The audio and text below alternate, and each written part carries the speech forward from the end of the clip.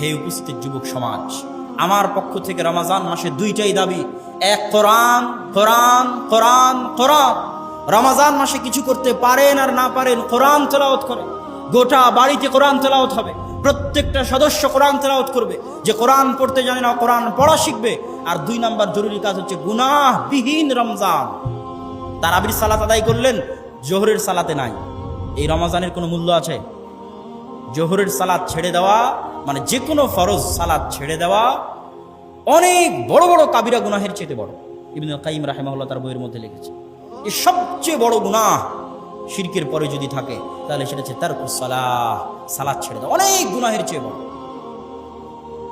তাহলে আপনাকে রমজানে যদি আপনি ফরজটুকু আদায় করেন, ফরজ যদি আদায় করেন, তবুও আপনাকে গুনাহবিহীন থাকতে হবে। আল্লাহ সুবহানাহু ওয়া তাআলা আমাদের এই রমজানকে গুনাহবিহীনভাবে এবং কোরআনময়, কোরআন তেলাওয়াতের মাধ্যমে, কোরআন পড়ার মাধ্যমে, যারা ইতিকাফে যান, ইতিকাফে বসেন, তাদের জন্য আমার পরামর্শ থাকবে। ইতিকাফে গেলে আমি অনেককেই দেখি যে তারা বিভিন্ন বই পুস্তক নিয়ে ইতিকাফে প্রবেশ করেছে, মোবাইলে অনেক বক্তার বক্তব্য নিয়ে ইতিকাফে প্রবেশ করেছে। এই বই পুস্তক পড়ার অনেক সময় পাবেন, এই সমস্ত আলেম ওলামাদের বক্তব্য শোনার অনেক সময় পাবেন। ইতিকাফে খেলে আপনার শরীর আর আল্লাহর বাণী কোরআন নিয়ে প্রবেশ করবেন।